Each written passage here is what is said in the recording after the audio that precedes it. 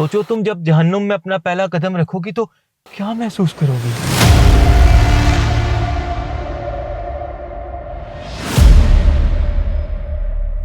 تو خدا ان لوگوں کو جنت میں لے کے جاتا ہے جو اس پہ ایمان لے کر آتے ہیں.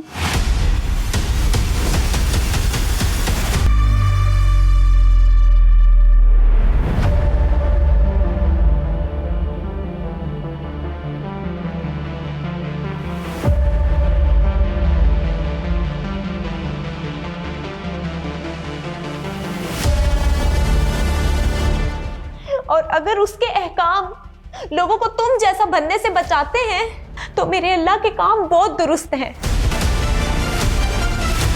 تمہیں ایمان کی آواز پر بھروسہ ہے یا شک کی آواز پر؟